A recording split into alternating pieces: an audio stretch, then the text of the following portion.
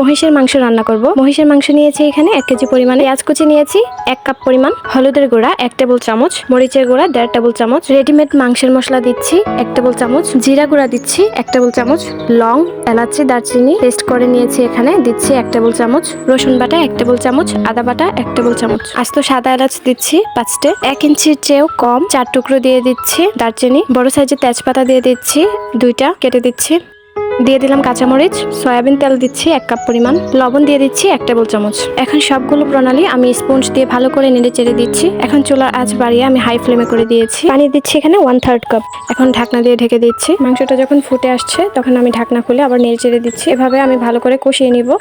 আমার কষাতে এখানে 20 মিনিটের মতো সময় লেগেছিল। মাংস কষানোর সময় আমি চুলার আঁচ মিডিয়াম ফ্লেমে রেখেছি। এভাবে কিছুক্ষণ ঢাকনা দিয়ে তারপর একটু পরপর নেড়ে চেড়ে দিচ্ছি যেন পাত্রের গায়ে লেগে না যায়। মাংসটা আমার কষিয়ে নেওয়া হয়ে গেছে। এখন আমি ঢাকনা খুলে দিয়ে দিচ্ছি 1 কাপ পরিমাণে আলু, টমেটো কুচি দিয়ে দিচ্ছি 1/2 কাপ পরিমাণে, স্পঞ্জ দিয়ে এখন নেড়ে চেড়ে দিচ্ছি। আলু এবং টমেটো কুচি দেওয়ার পর আমি এখানে 3 মিনিটের মতো স্পঞ্জ দিয়ে নেড়ে চেড়ে জাল করে নিয়েছি।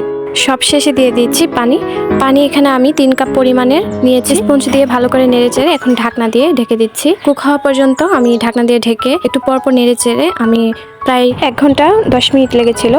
আর টোটাল আমার রান্না করতে লেগেছে 1 ঘন্টা 40 মিনিট। গরুর মাংস তুলনায় মহিষের মাংস একটু রান্না করতে সময় লাগে, একটু সেদ্ধ হতে সময় লাগে। তো আপনারাও এভাবে খেয়াল রেখে আপনার মহিষের মাংসটি রান্না করবেন। মহিষের মাংস যারা খেতে পছন্দ করে না, এভাবে রান্না করে দিলে কেউ বুঝবেই না এটা মহিষের মাংস। তো মহিষের মাংসে গরুর মাংস তুলনায় একটু মশলা বাড়িয়ে দিতে হয়। তো আশা করছি আমার রেসিপিটি ভালো লেগেছে। সবাই ভালো থাকবেন। আল্লাহ হাফেজ।